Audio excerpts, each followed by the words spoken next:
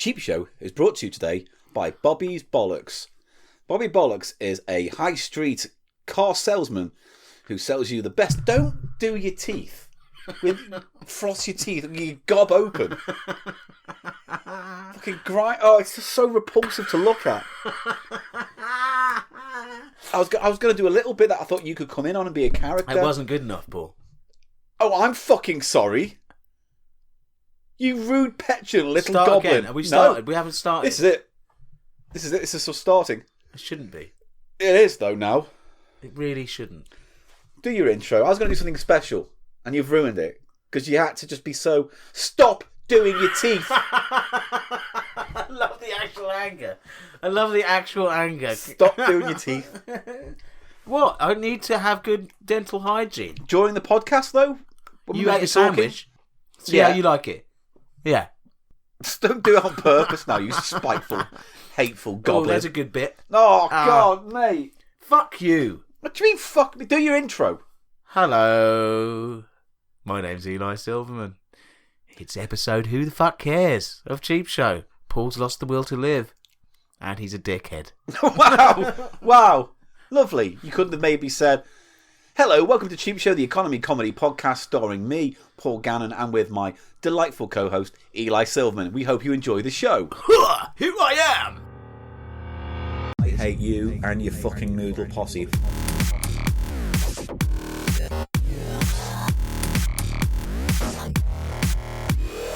People love noodles, alright?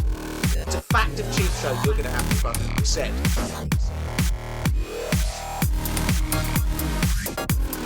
Noodle time. Tales from the dance floor.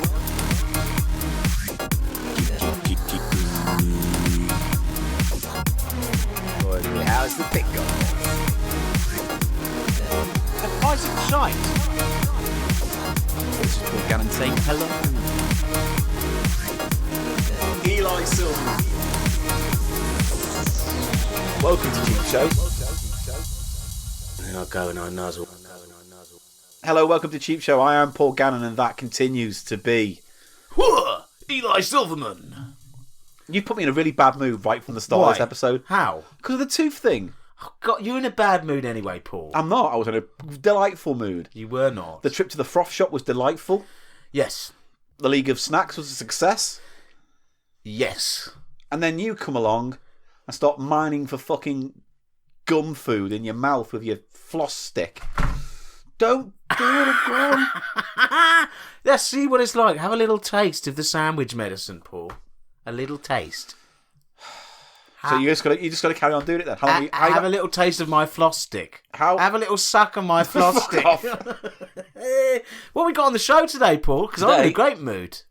Today we have a trip to Silverman's Platters, where we'll be looking at some weird and maybe not so weird musical items on vinyl that you've found in charity shops and stuff.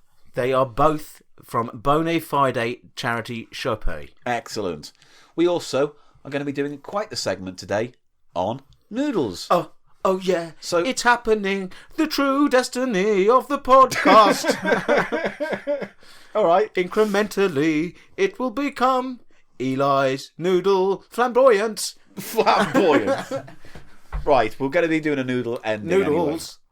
Anyway. Noodles. What kind of noodles are we expecting?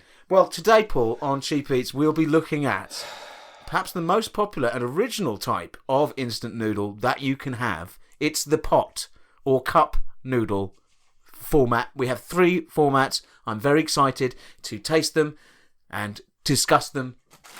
Don't eat crisps. I'm doing my teeth.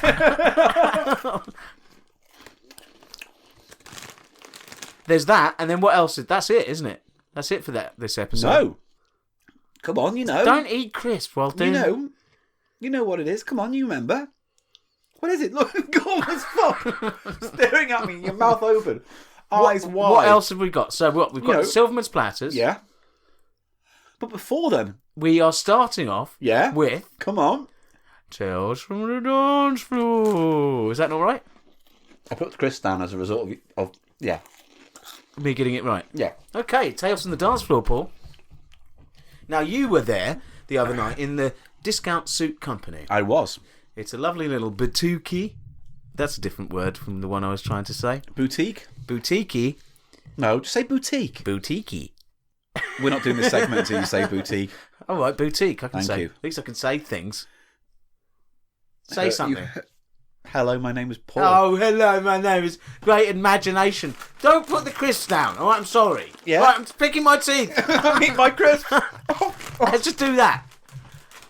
It's outrageous. You have more appetite when we're recording this podcast than you ever have any other time of day. I am stoned. What do you want me to say? Oh, God. All right. I mean, just did a section on sweets and candy and crisps. Mate, this is the best part of my day. Okay. So, we are beginning with a Tales from the Dance Floor, yes. So, I was there at the Discount Suit Company, a lovely boutique bar, not too far away from Liverpool Street Station, where you play music to an intimate crowd. It's only got room for about 60 people or so in there. So it's a very tight intimate. fit. Yes.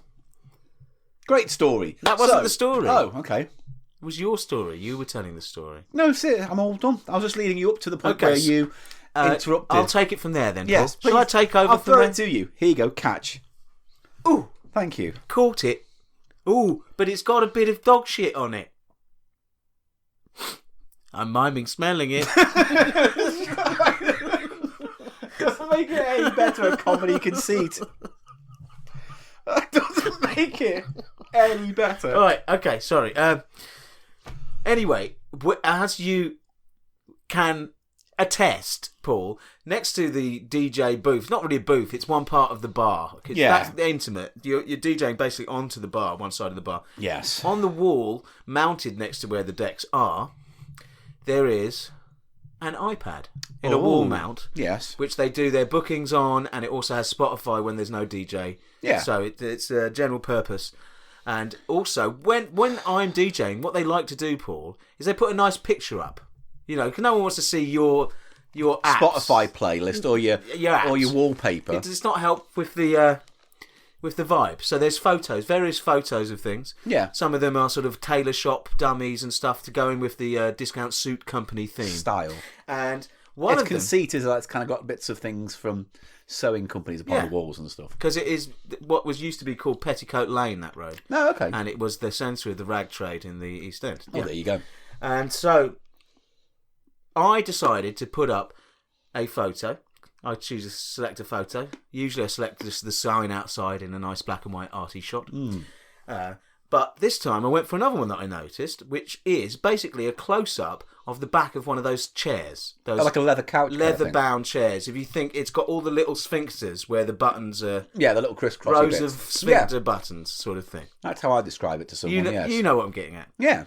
And it was just a close-up of that. Yeah, the upholstery, close up. It was leather. a close-up shot of some upholstery, which filled the frame. Yeah. And it was there, and then there was these people at the end of the bar, and they were drinking, and they got a bit loose-tongued, shall we say. And you're a bit gobby. And this girl goes, "Hey, we can't work it out. Where is that camera pointing?" And Paul, she'd thought that the iPad was actually... like a security camera, and that there was a camera pointing at a sofa, and they were looking around for the sofa that it was pointing at. And she was surprised when I said it was an iPad, and it was just a picture. Just a picture. Tales from the Dance No. Floor.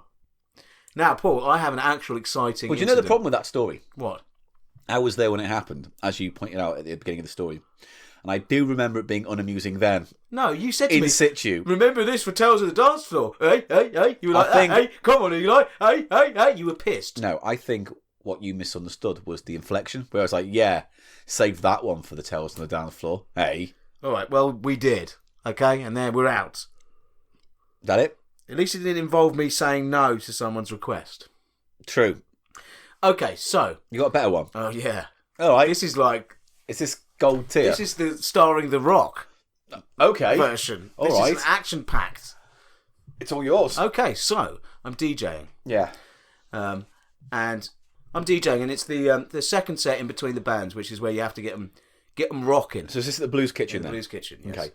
You have to get them rocking. All the upbeat stuff, all the stuff they know. All the stuff they recognise from weddings and stuff. And so I'm playing that in the middle of it. Middle of my set. It's going okay. It's quite busy, you know. Yeah. Just doing my job. Yeah. Doing what you do every weekend there. All of a sudden, Uh-oh. Drippy drip drip. Drippy drip drip on you. Drippy drip on me. Oh dear. And it drip, and I'm like, oh god, it's a leak or something. As I'm looking up, it turns into like a stream. Basically, a solid. It's not even a drip. A solid trickle. It's a solid stream of whatever water, mystery water. Mystery water, and it's coming down, starting to splash everything, and then it starts coming down in like 3 or 4 other places. Okay. And I'm trying to sort of call the sound guy. Like, yeah. I think, should I call him? I'm panicking. You know what I mean? Yeah, Like, yeah. it's all starting to rain in the fucking booth. It's a scary situation It's to be in. starting to rain in the booth. And then the sound guy's there, and I'm like, Costas, look. And because the stage is so dark, they've got this policy here over the years to keep it dark just for atmosphere. It's really dark up there. Yeah. And they're like, what? They can't see the water. They can't see it, and it's there. It's splashing all over me. This is a thrilling story so far. And we're like, what should we do? What should we do? And we try and get some cloths, and it's not stopping. And it's getting worse. It's coming out the front of the stage, not just over the DJ booth now. Oh, shit. And it's like, fuck. And we're there for a minute. We're trying to move stuff out of the way, but it's like impossible. Yeah. And then the record ends, and I have to sort of go. I have to change the record. In the rain. Basically, I could have got electrocuted to death.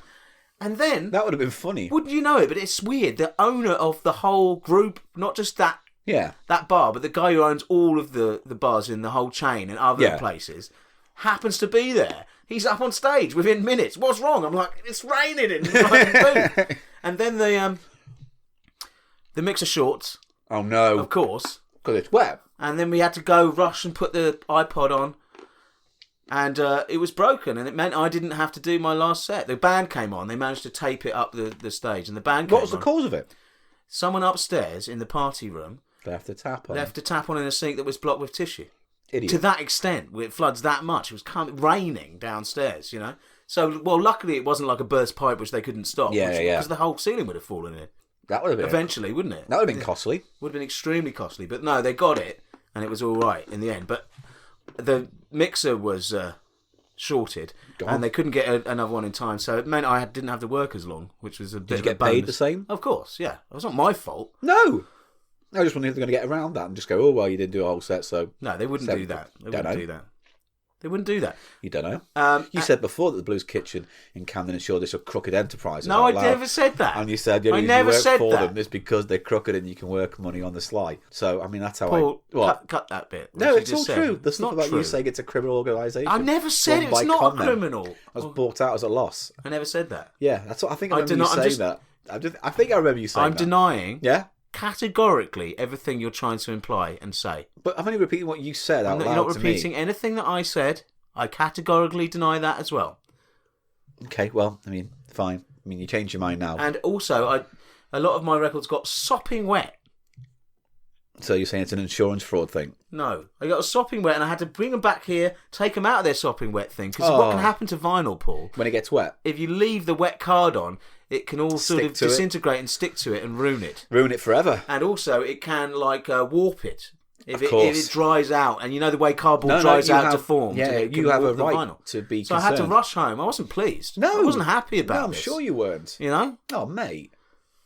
Could have been killed. That's the only part of the story I didn't like. The fact that you didn't get massive electric shock. And also... Do you know how hard I would have laughed? You wouldn't have laughed. I would have gone, ha, ha, ha. And then you would have gone, goodbye, cheap show. I can no longer do you. Then who told the story? If you weren't here to tell it, you would have survived. Oh, I got a shock. You would have liked that. Well, maybe it would have been a better story. And they gave you a big white streak across your hair. Yeah, and then I could be a superhero. Yeah, at your power. Yeah. You can, I don't know, crossfade. The crossfader. Is that all your Tales from Dancefloor? No, don't start to hurry me along. I'll have a Tales from the Dance Floor as long as I want. Okay. Is that it, though? Yeah. All right. That's it. I have a Tales from the Dancefloor. Okay. So I was DJing. And when? You weren't DJing. I was DJing in this bar in Cambridge. You were not DJing in a bar in Cambridge? Yes, I was. Live and Let Live, it's called. I was doing some music there, playing my vinyl, my extensive collection of vinyl. No, you weren't. Yeah, I did. Why haven't you told me about this?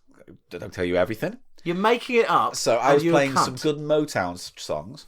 Like and then what? this girl came up to me. Name a song. Name one song you played that's Motown. Chairman of the Board. That is a different group who are not on Motown, and it's not a song. Of that type. Diana Ross. Yeah, what song? Specifics, Paul. You cannot, because you are making this up. Okay, what? And a girl came up and she said, "Can I have Duran Duran?" You went, "Yes," and then she noshed you right off. Is that what happened? No. It was going to be. This girl comes up to me. She goes, "Oh, I like your face." And I was like, "So? A lot of women like my face." And she goes, "Oh, can you play Fleetwood Mac?" And Which song? The Chain. All right. And I said, "All right, but it's a bit slow to get going." And then she goes, "Just play it." And she played it. I played it, and as she did this gun battle. Can you get the prepositions right? As I played the song, she did this elaborate gun battle to the tune of She the did Chain. an elaborate gun battle. Yeah, and shot all the baddies in the bar. She enacted a dance that was like a... She shot people with guns. She shot people with guns. In the pub who were bad guys. And now, who were Paul, spies. I'm going to pass the ball back to you. Yeah. All right, you catch the ball. Yeah. Okay, and it's about keeping the game going, That was my which story. you're failing to do with this story. It's real. What happened at the end? Well, once the song finished,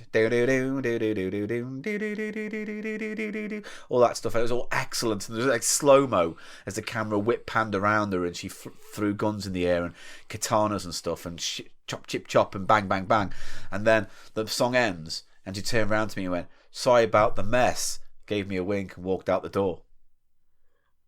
Okay, so what's coming up next on Cheap Show? Because you've really killed that section for everyone. You really have.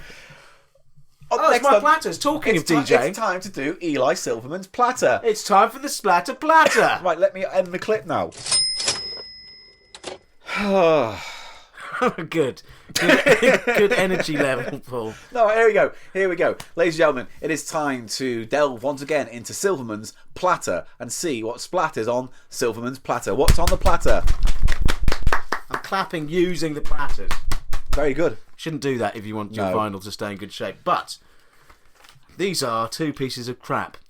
Excellent. So that's what you get on the splatter platter sometimes. Novelty records, things I pick up in charity shops, Paul. Oddities, curios. Now, these are both relevant to recent episodes, one more so. And I think we should start with the Russ Abbott, okay? We're just going to go one last time back to the Russ Abbott party and just discuss this one last track, we think. Now, this interested me because we obviously covered on the Mikasa Sukasa the album. Having a Party? Is that what it's called? Having a Party. Now, interestingly, I realised that he'd released singles before that album in '84 as a different character. It's one of his characters from the Madhouse. Is a kind of a mod rocker 50s character. Yeah.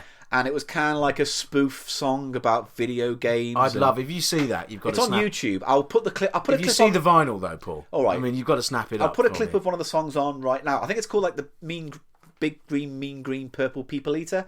I think that's what the song's called. Yes, I remember that. Anyway, here's a clip of that piece of shit right now. The new single from Russ Abbott, what exactly is it called? The Space Invaders Meet the Purple People Eaters.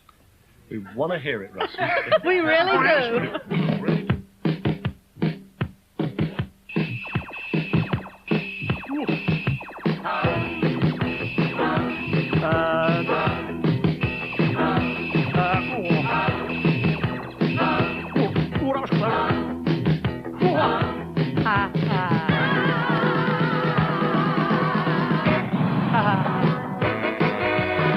I was playing this game, see, down a local pub.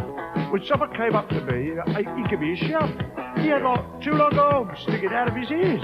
You know, I thought I must have had too many beers, you know. It was a short and green thing, Just like a space invader, short and green thing. Just like a space invader, short and green thing. Just like a space invader. Sure looks strange to me. What's it?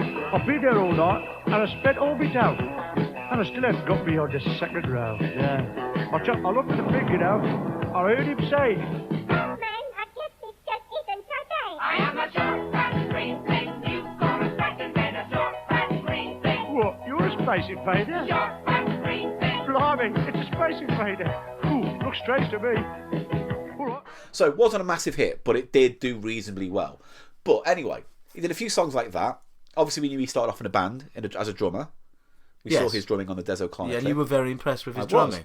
Anyway, he releases the album Atmosphere, Having a Party. And the single off it is, of course, Atmosphere. which must be the biggest hit of his career. Good. And He gets one. I saw Atmosphere on 7 in That's a charity interesting. shop on a 7-inch single, and it's on the Spirit Record Company Limited. Now that's a different label, I believe, from the Having a Party. Interesting. So I'm thinking this was probably put out before Yeah. as just a standalone single. Then, because of the success, they were approached by a record company, and Isn't it EMI who did it? Because Yeah, it's on EMI EMI. have a high. but this isn't They- EMI. they- This is Spirit. This looks like a much smaller label. But that's what I'm saying, because EMI specialised in like party hit albums and things like that, Yes, didn't they? well, they just did had a a huge catalogue. record label. I mean, they're huge. But they made a lot of money on compilation albums and kind of party albums and things like But that. were EMI even still to... No, EMI recently in the 2000s, they actually disappeared, didn't they? I don't know. Yes, that kind of that's stuff, what but happened. Yeah. Okay. A lot of people, got dropped. A lot of bands. Yeah, there's a big because purge. EMI closed down. So but this is Spirit, on yeah. Spirit, so I think probably. And the other thing that makes me think this came before the album, and then the album came after the success of this single, Yeah. is the fact that the B-side is a song that does not appear on the album. But is it written by? Is it an original to It's Abbott? a Russ Abbott original, Oh! and it is called "Thoughts of a Child." You see, interesting. Thoughts of a Child. Now, when we first listened to it, I didn't remember what the title was. It's a very nondescript title. It doesn't really poke out at you. You know? The song is fundamentally about what we presume is a father figure looking at his daughter and going, "How does your crazy mind work?" Yes, Because she's but it's- acting in her own head as a Yes. actress and a performer with imaginary friends and things. But he's singing it in that kind of love song, croony kind of way, as if he's talking to a lover, which is all- slightly. It's that cocktail lounge 70s It's his kind of crooner croony, pub yeah. singing. But his voice is weak. I need a mind. Yeah, it's like that, but that's too good. I need a who. Yeah, but he's even worse. I need a who. Yeah. Now that you're mine. So we didn't, when we first listened to it, Paul, we didn't really pick up on the fact that it's called "Thoughts of a Child." No, we thought it was and some then kind we of were just sort of. romantic- It sounds like a love song, and then at the end, he clearly says, He pulls an M. Night Shyamalan. and he goes, "Because you're only 4." And then you go, huh? What? What? Pardon? You're only 4?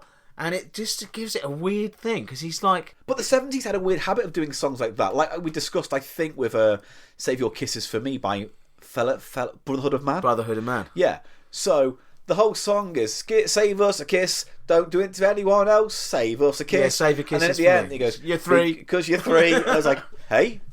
So who's singing? I thought it was a song about a guy going away, Yes. missing his love. Now... Come back, don't slag about. But and be there mine. is a tradition in songs, certain songs where they kind of... Well, it comes from Chuck Berry's Memphis, Tennessee. What we should do right now, Which is- is actually play the clip. I'm going to play the clip. We haven't done that yet. Now.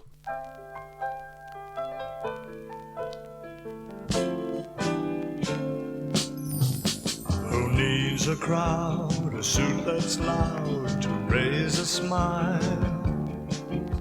Your little dance, a cheeky glance, you're just a child. You're in a world of make-believe, are things you hope you can achieve.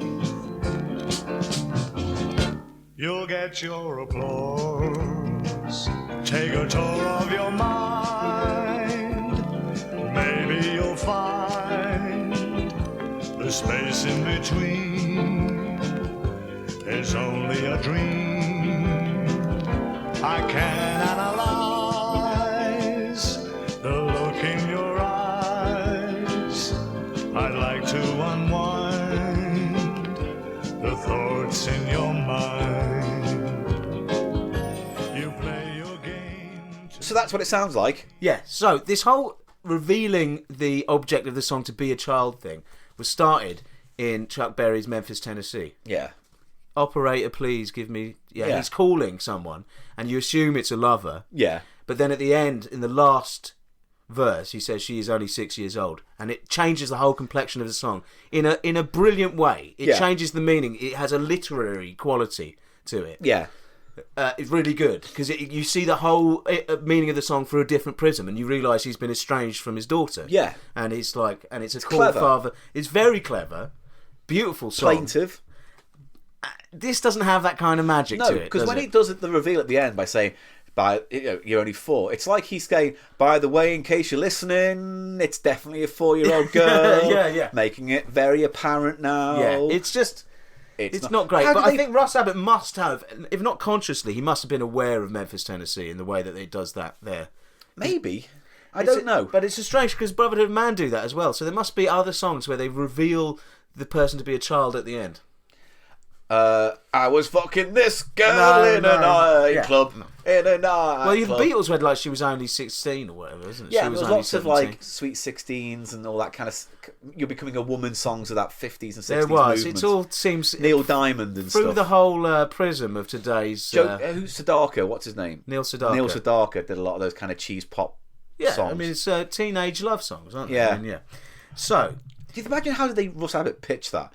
So, Russ, what's this song about for your B-side? You know, what have you got? I just don't think they cared. And Russ was just like, it's about this song. It's about this dad who's really obsessed with his daughter. Like he's fascinated by just watching his daughter, and he watches her play and he thinks about her a lot, and he's just really obsessed with his daughter. I know it doesn't. And then he was like, all right, Russ, and don't worry, I tell him that she's 4.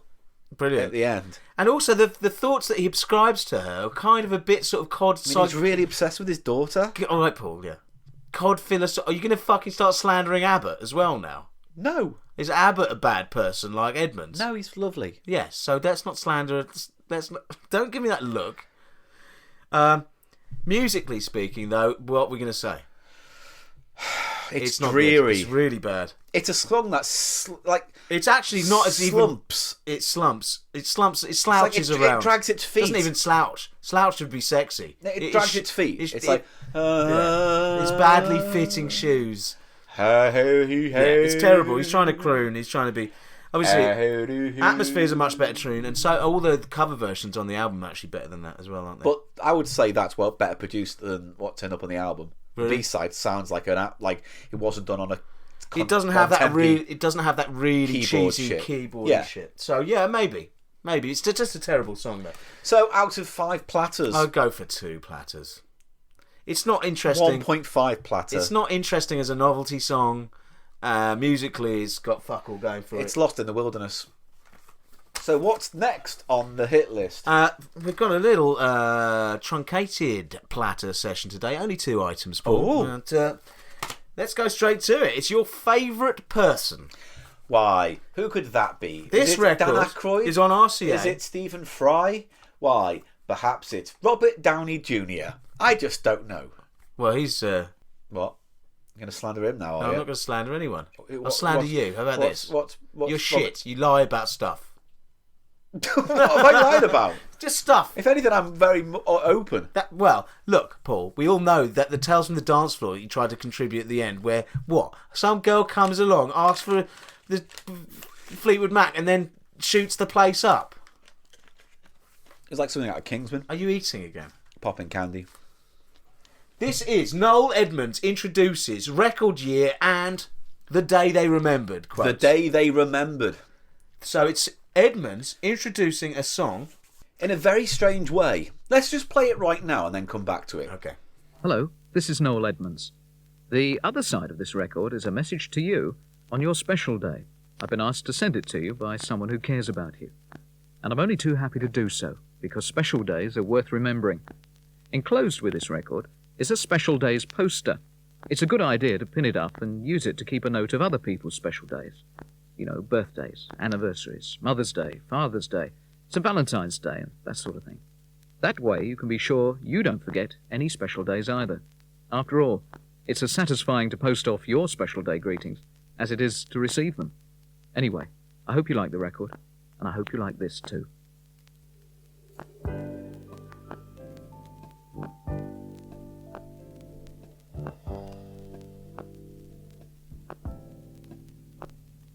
It doesn't matter where they are or what they need to say. They can say it all in so many ways. If he's far from you and he feels a little low, just to send a card and let you know that you're the one he's missing, or it's they who really care. Enough to let you know that they're sad 'cause you're not there, and you're glad they remembered. To know they remembered, today they remember.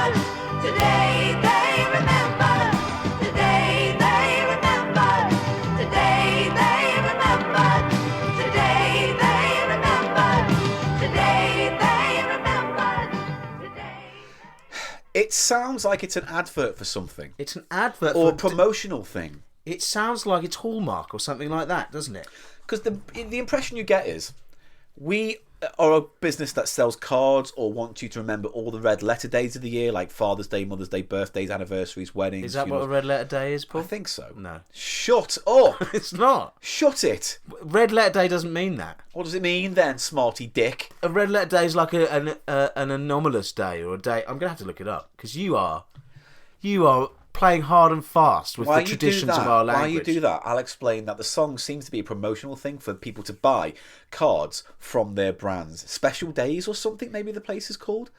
And Noel Edmonds has done hi, I'm the disingenuous, humanless, emotionless monster. And I'm saying this with no human emotion at all. But he's trying to sort of put little pauses. He's trying to put little emotion. pauses, little actively pauses. Like he goes, Yeah. doesn't he? Like, it's meant to be conversational. He sounds dead inside. He doesn't want to be there, but he's getting a nice big paycheck It's a from terrible, cynical bit of voiceover and by Edmonds.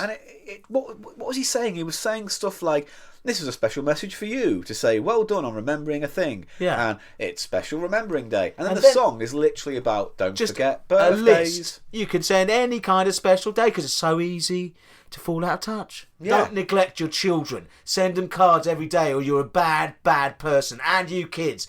Fucking send some cards. Any excuse is all right. Just buy some cards. That's what it's saying, isn't it? Yeah. So what would have been the purpose for it then? Was it one of these? Because on the promotion B-side, for cards, you got on the B-side, you got Cavatina by John Williams, which is just a classical gas kind of guitar thing. No, it's the theme from. Well, it's also the theme was from used Deer in Hunter. Deer Hunter, which is a bit weird. It's a bit incongruous. On one side, you've got remember Well, all Deer the Hunter happy is about the days. veterans coming home, so Yeah. it kind of fits in with the theme, So is it reminding you to remember the war veterans? Yes, we'll send him a letter or something. You don't But it think does people have that kind of feel to it because it says was the it a day big they hit? remembered. But was it a big hit? That song by John Williams. Cavatina was a very big hit on the sort of easy listening scene. I think, maybe yes. it was like a big hit outside of it being part of a film as well. Could be. Like people bought it and played it at weddings. You know what I mean? You Could can be. imagine. It's hard to say, but this is 1980, which I believe is the exact. No, Cavatina. It says 1971. Yeah. Oh no, that was way before the Deer Hunter.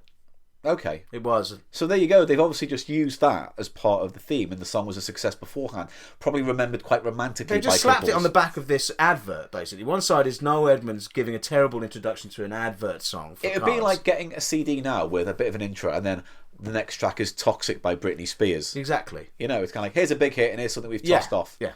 Now I do like these kind of records, these promos, and I do have that one which is literally just sort of a 7-inch single that acts as a flyer for a party. That was interesting, which is from the early 2000s, and it just says "Come to the party." That's when you play it. That's nice. I like things like that. Records that have different. You know that website on YouTube, the channel on YouTube, I can forget the name of, but I'll put a link on our webpage that play all the bad vinyls. Yes. And he's got those Hits Magazine Christmas album where basically they've managed to get 5 seconds of interview from Pet Shop Boys or Erasure. It's flexi disc. Johnny Hates Jazz. Yeah, it's on flexi disc, but it's like them saying, "Ho ho ho, Merry Christmas! I'm going over there to the party." So everyone pretended they're at this one party, but they're all cut in months apart. Yeah, lead up to they're Christmas. all cornered at sort of like some. It's like madness. Ho ho, whoa, whack boing.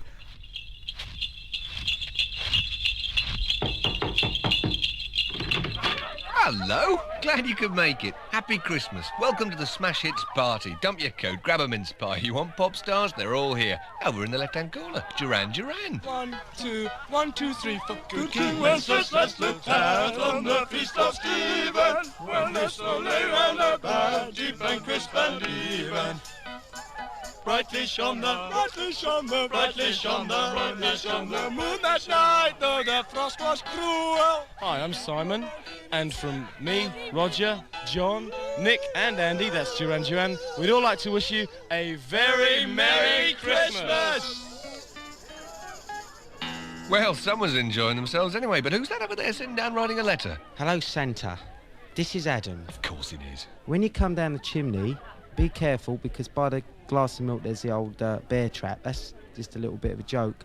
If you get past and get the note, I'd like a train set, I'd like a bucket and spade, I'd like a bike, I'd like £750,000, please, in a Swiss bank account, and I'd I'd also like the Tweet's greatest hit. Could be arranged. I wonder what Bananarama wants. Hello everyone, this is Siobhan wishing you a happy Christmas. Please send me £1. And a happy Christmas from Sarah. And please send me Al Pacino and 6 poodles. And this is Karen, and what I'd really love this Christmas is to sit round a table with John Denver and share a bowl of figgy pudding. Yeah, but don't eat all that trifle. Leave a little for the fun boy 3. I like all that stuff. So that's, to me, is an interesting piece. I think it's called Vinyl Hell. Yes. But I will put a link on the YouTube page, on our webpage. Now, you spotted this record, this Noel Edmonds introduces. There's a few of them in The Cambridge. Day They Remembered, before, and you said it was too badly scratched to buy.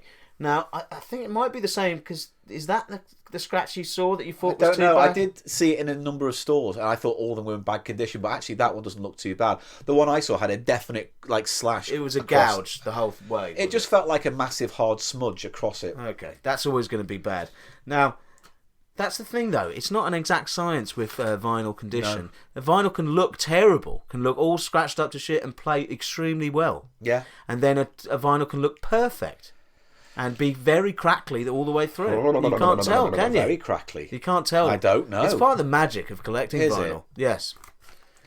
So we've got to give a score to that. It's a terrible song. It's very annoying, lazy Pointless. writing. And just, it's basically a list of different kinds of days where you could remember to buy a card and send it to someone. So it's a passive-aggressive reminder wrapped up in this awful pop tune. And his voiceover has that kind of passive-aggressive sort of Don't vibe. be a dick and send the card. Someone sent you we this, all like to remember? be nice, don't we? And you should be nice. You or else should be nice. we're going to exercise you from fucking society and we won't speak to ostracise you. you. We'll exercise our right to party. Shut up. Why don't you shut up, Paul? Why don't you shut up? Why has it all got aggressive again, you fucking cunt? I went too far, mate. I went too far there. I'm sorry. Let me shake you by the hand. No, I don't want shaky handies. Let me walk. No shake. towards Don't you. walk you towards us. I want to make it up to you. I've done you wrong. I've dropped something. Oh, Paul. It's all right. It's fine. I've got it. So, what are you going to rate that out of 5? I'd only give it 1. It's very poor. The song's very annoying. Noel is very annoying. He could set off a Noel episode in you. It's lucky you shaved the beard off. Because the where Noel might have come out and you might have started presenting daytime TV around the house. It's nice to feel emotions again. It's nice to be genuine again.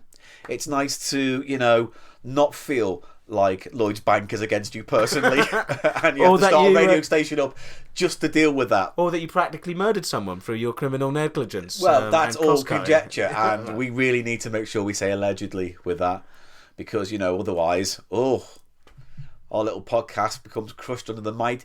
Noel Edmonds will start a radio station up just to attack us. That would be brilliant. It would be Imagine amazing. how amazing that would be. It would be great. We should start a radio station. This is it. It is. It's becoming the Noel Edmonds We Hate You show. Yeah, it is. But we don't hate him, don't we? I hate him. I wish he'd come and nuzzle my window. Noel Edmonds nuzzle your window at night. It'd be so great. It'd be scary because he'd have to levitate up here, but... It's just like what? Salem's Lot? Yeah. Like with a vampire in the window. That would be scary, but slightly he would have a sexual frisson for me. That's interesting. That's a lot of complicated discussions to have. Now, I'm still on the lookout. So, Noel, if you are listening and he samples what we say to use on his radio station as evidence against us, I genuinely believe that Noel Edmonds is a world-class nonce. And I've got evidence to prove that Noel Edmonds is the ringleader of a massive nonce ring. Paul, I don't think you should say that. All right, then he isn't. Okay. He's just a heartless cyborg. So there you go. Yay! Platters. Platters.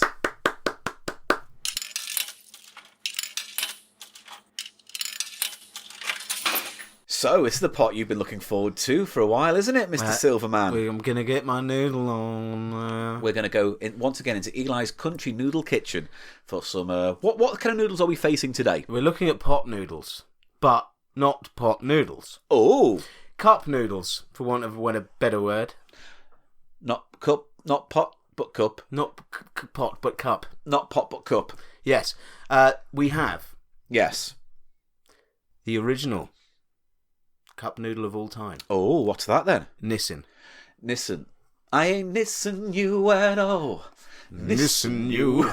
Right. Since you've been gone. Good, Paul. Very good. And right, we also have this one, Geffen, which I believe was in the Jewish food section. So I think it might be a sort of Jewish style. A kosher kind of noodle? Kosher style, because they are into their their clear chicken broth noodle soup. Okay, all right.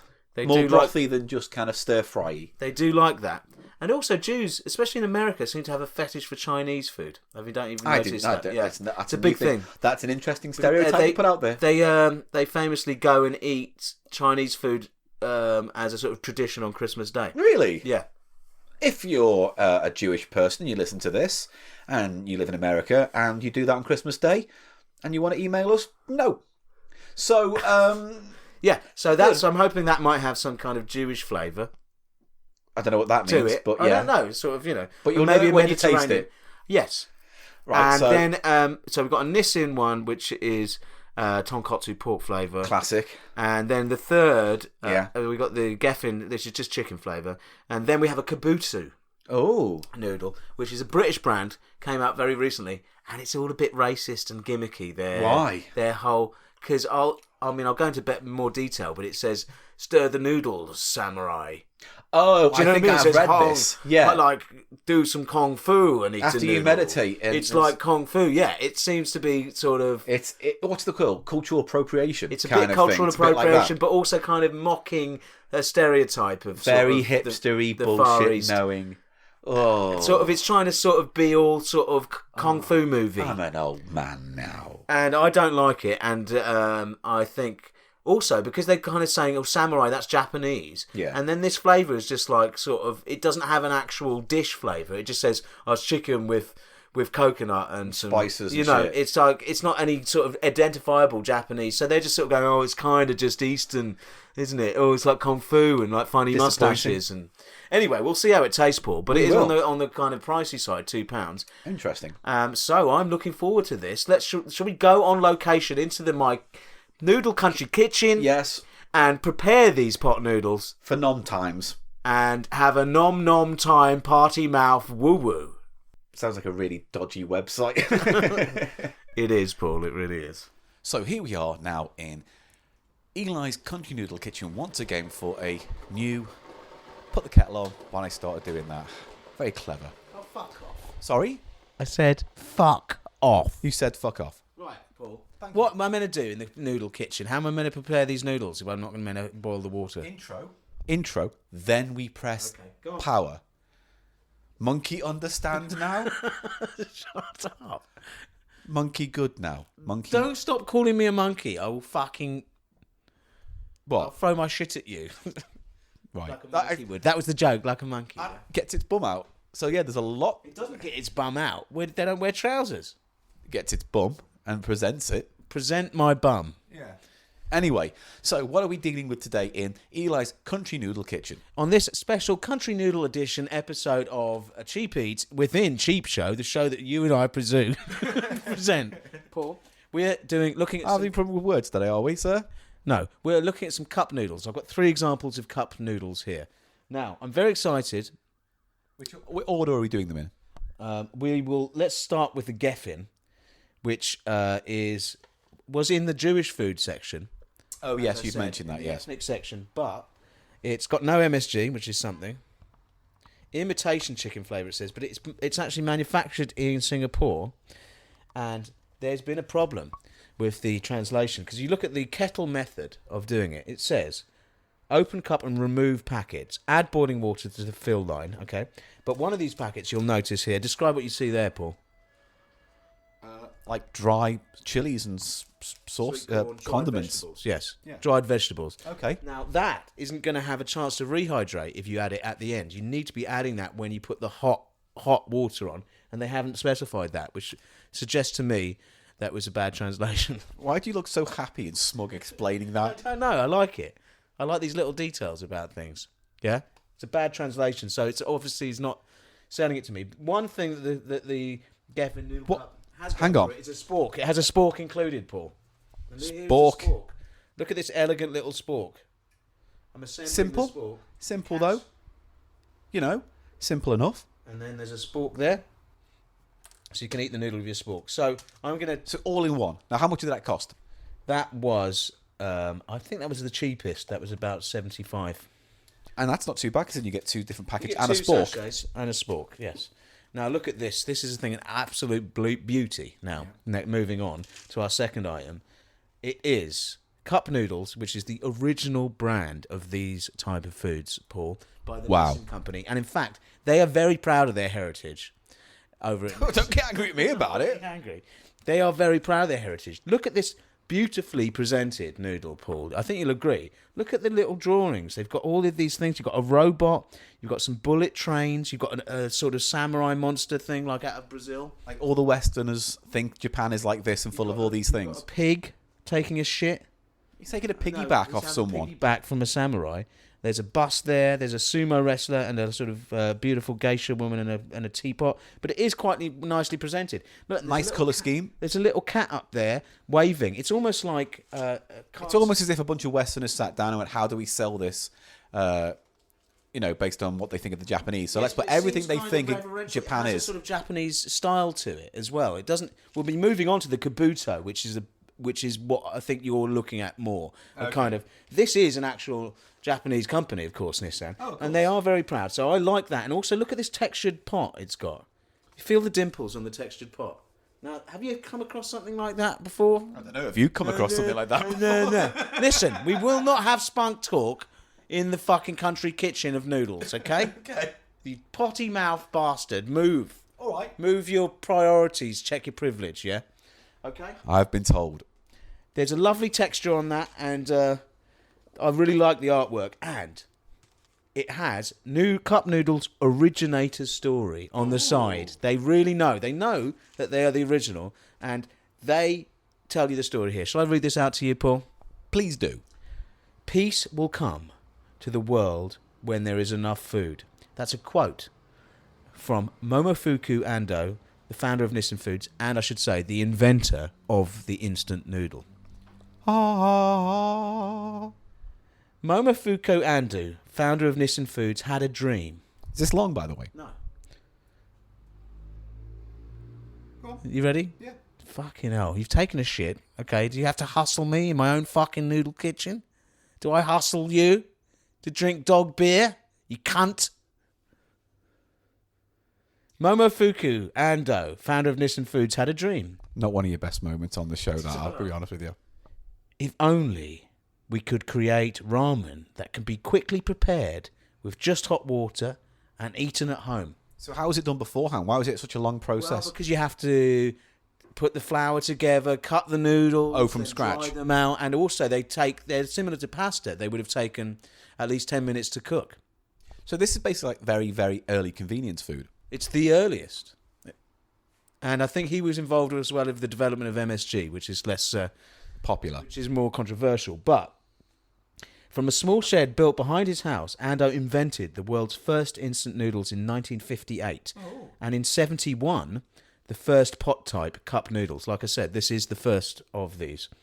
The dried noodles and ingredients miraculously rehydrate to a tasty, warm and hearty meal. Enjoy Nissan's cup noodles as a meal snack or even on the go, Paul. You can even have this on the go because you've got the... On the train? I can easily imagine having that. If I had a flask full of hot water and maybe I poured the hot flask water into the...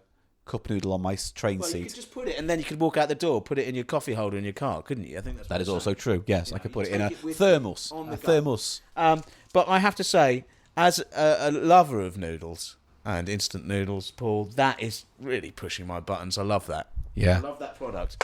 Now, less so is our third today. This is kabuto rice noodles. Now, the whole symbol is sort of a... samurai-esque. It's a samurai. But in a kind of cartoony way? Cartoony samurai. A bit like the way that Kung Fu Panda is sort of... Yes. So it's got this ingenuineness already, doesn't it? It's kind of an emoji feel. Yeah. But do you know, when you look back at the cup noodles, the Nissan, that actually has a sort of, I don't know... It conjures things. It has an almost otaku sort of... Yeah. You know what I mean? Yeah. Vibe to it. The sort of nerdy Japanese. It captures something of that kind of culture. Whereas this is just sort of a cartoon version that's obviously... It's just... I don't like the design. No. It's a bit plain. At this. Talk about wanky, terrible fucking copy on the side of cute products. You know, like innocent drinks and shit. Yeah. Listen to this. Listen to what they say. I'm listening. Oh, am I listening? Well, they say, first, kabuto noodles are a delicious combination of authentic Asian flavours. Where? What? All Asian flavours? Cunts. And quality ingredients prepared with the skill, dedication and discipline of a samurai warrior. Fuck off. Do you know what I mean? I get it. Samurai Warrior was a fucking, like this whole class of people in ancient Japan. What has it got to do with noodles? What I think happened is that when they were writing the copy in the back of this, they had a checklist of all the words that they associate with Japan and Asian culture on a wall, and you had to tick them all off. So it's like, oh, how do I get warrior in? Oh, they're kind of precise, aren't they? So let's do that. It gets worse, believe me. How? Then it has a quote: "If you are far from the noodle, make him believe you are near." Who's that from? It's like meant to be Cod Confucius, isn't it? Sort of like, or Zen Master. Confusing, more like. Yeah. Step 1. Remove lid and fill the ridge inside the pot with boiling water. Replace lid loosely. Yeah, confusing wasn't a good gag. 3 to 4 minutes. Opportunity to meditate or practice your karate. Oh, you see? You know? Yeah. Fucking ladling it on, you cunts. Fuck off. I just want a noodle. I don't want to be reminded of your fucking, frankly, sort of racist stereotyping of the whole of Asia. I know. Do you know what I mean? Step 2. Stir well, leave 1 minute, then enjoy noodles or soup straight from the pot or poured into a bowl, if no bowl available. And see, it's doing that thing where they miss out the words to sound more like Chinesey. Yeah, if no bowl available. Yeah, if no bowl available, try upside down helmet. Meaning the samurai helmet from the... But you know what I mean? Yeah, you know, it's not... Remember to stir well, samurai, for true goodness lies beneath. I hate your campaign, Kabuto. I don't like its tone. And I think I'm going to hate your noodle as well. Have you had it before? No. That's why I was keen to try these, because they are been rolled out nationally. Yeah. And they had a sort of... Now, I've actually had those. And what did you think? Can I reserve until you've said? Okay. Well, let's get preparing. I mean, the answer's they're shit, but... All 3 of these have a different preparation method, but again, the cup noodles has the classic, and I love it, because they've even built into the design the line where you are meant to peel the lid halfway back. Yeah. And then you reattach to let it cook. So, shall we get that kettle on now? Let's get the kettle going, Paul. Okay, the kettle has now boiled. Kettle's boiled, and I'm going to first administer the water to the Geffen noodle soup.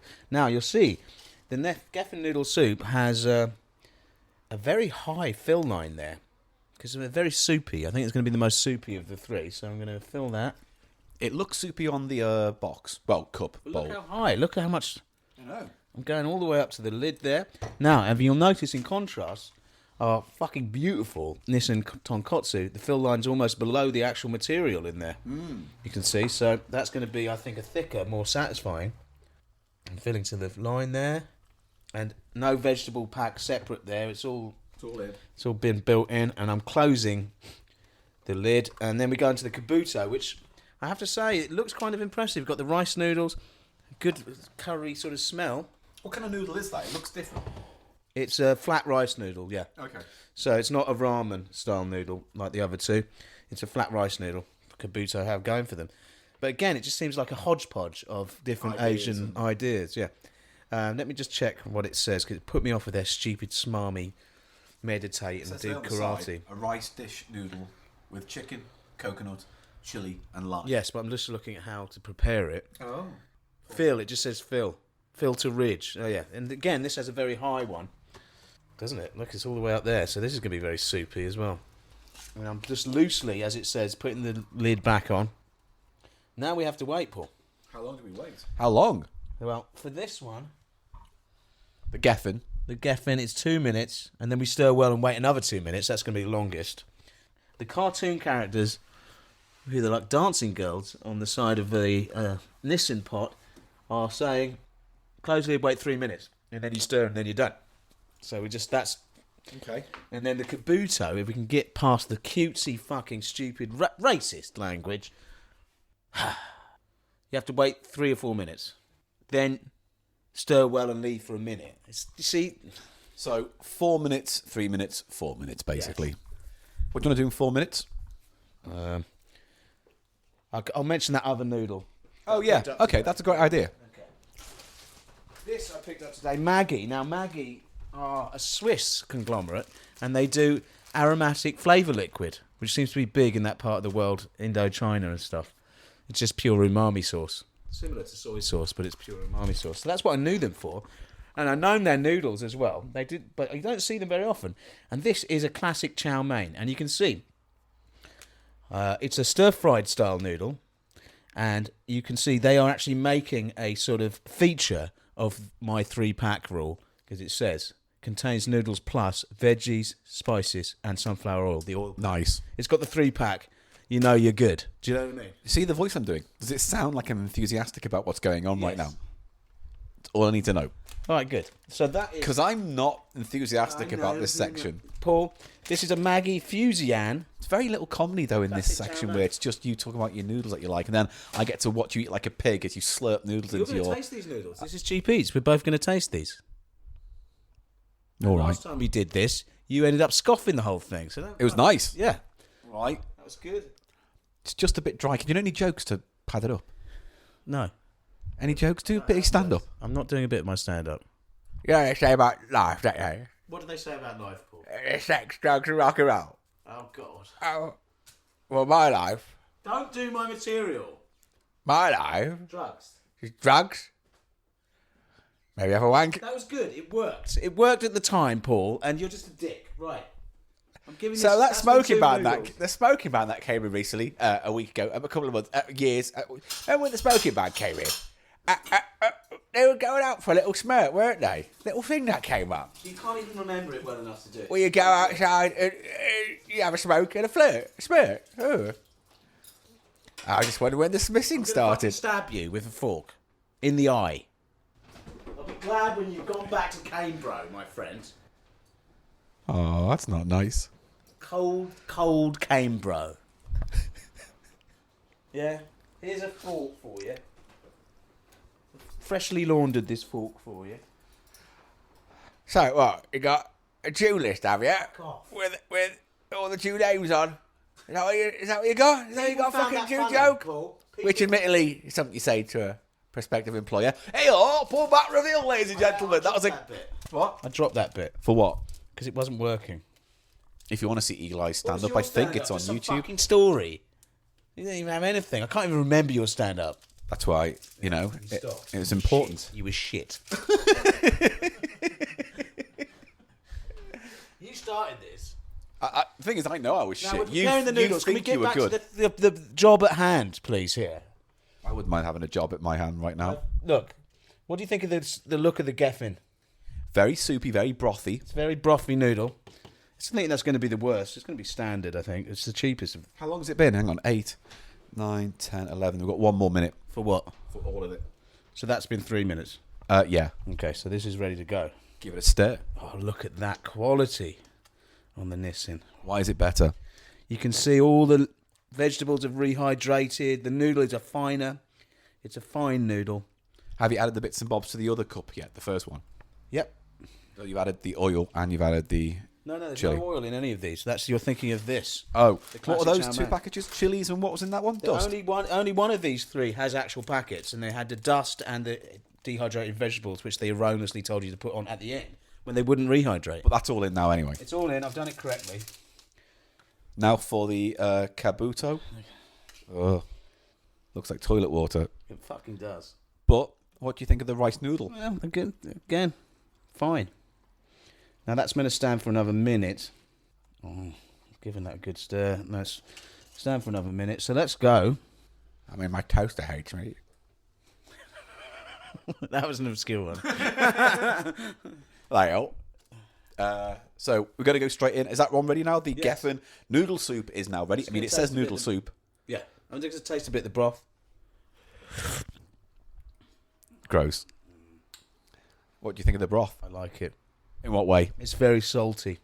Such a child. Now for the noodle. I'll taste the noodle. Spit on me. That's very nice. Very plain. Very standard. Can I try? Go ahead. What's your broth saying? Broth's fine. It's nice, kind of simple chickeny. Yeah, it's normal. It's comforting. Yeah, it's not unpleasant, is it? And you got the noodles there. Now, in real life, you'd want to pimp that, wouldn't you, really? In real life, you'd pimp the fuck out of that. As it stands, it's a good base noodle. It's fine. It doesn't have much, but yeah, it'd be fine. But it's very simple. Now, we're moving on to the Nissin tonkotsu, which is pork. Are you going to rate that now or at the end? I'll rate it at the end. Which has got a lot more going on. The broth is a lot thicker. There's got a much more... it's actually got bits of rehydrated pork in there. Yeah. Can you believe that? I'm just going to...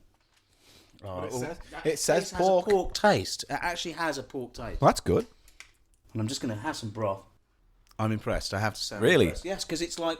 Tonkotsu is a sort of thick Yeah. pork broth. Yeah, very almost gelatinous. That's it, and they've gone for that, and they've kind of replicated it quite well there. Oh. It has got a Not real as thick, but you've got the same mouthfeel. real mouthfeel. And I'm going to go in and have some of these noodles. I mean, I'm having a bit of an umami barmy. All those lovely sounds in people's ears right now of you going. Charming. Very nice pot noodle. Look, you've got little bits of authentic dried mushroom, seaweedy bits, spring onions. You know, you can define what, you know, it's just a whole different league from the Geffen, isn't it? I mean, yeah. Pepper, and I can actually... It's more ambitious. I can taste the individual aspects. Like, I can taste the pork bits. I can taste pepper. That actually tasted of pepper. There's little bits of cabbage. That is really... It's the high art of the dehydrated vegetable. Is that mushroom? And that's a mushroom bit. Can I have a go now? Yeah. Oh, man. Tell me I'm wrong. No, I'm going. Tell me I'm wrong about it. Mouthfeel? Mouthfeel good. Yeah, you know what I mean? What are you thinking? Nice. It's very nice, isn't it? I tell you why I like it. Why? It's similar to what you said. You wrap a load around your spoon, or your spork, or your fork.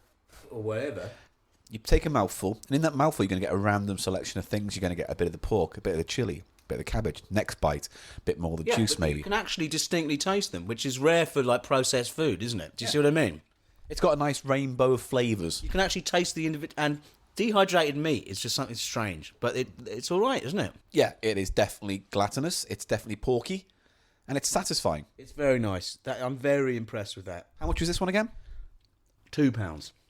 And the expensive one, or that was? They're both at the same price point. These tonkotsu, these real Japanese ones, and these kabuto, which I'm calling bullshit. But let's just see. I'm gonna just have another scoop one last time of these, if you don't mind. Yeah, help yourself. You know, and then we'll move you've on. got to give him head. Okay. That's nice. That's a good noodle. I think we've got our winner. I'm pretty sure. I don't know. But wait, unless the kabuto knocks it out of the park. I don't like their marketing. I don't like their presentation. Yeah. Do you know what I mean? So this has a lot to prove. Let's have the broth. What? Again, yes, it's sort of like a generic sort of coconut curry sort of flavour, but it doesn't have a lot of bite. It's very watery, with just the tang of the chili. Yeah. There's no flavour, it's just tang. You know what I mean? It seems to be a flavour, then it just loses it. A little bit of coconut? Yeah. A little bit. It's not terrible. And now I'm just going to taste... I mean, let's see if I can get any of the chicken bits here. I'm going to taste the noodle. Yeah, I've got a bit of chicken. It's got cubes of chicken in a similar way to that the Nissin has cubes of pork dehydrated. And it's not sticking to the fork very well. Well, it's a slimy rice noodle. It's just underpowered. It just doesn't have a lot of flavour. But I'm thinking if you keep eating spoon by spoon of that heat's going to build up in your mouth. Yeah, it's not terrible. I'm not a huge fan of these noodles because they're just too impractical to play with in terms of food. Yeah, they're really hard to get onto the fork, aren't they? What are you thinking then on the kabuto? That watery. Yeah, it's too watery, isn't it? Hard to manage on the fork, or maybe with chopsticks that might be easier. But you're making a lot of mess with You're that. not going to get the chopsticks out, are you? And it's just heat.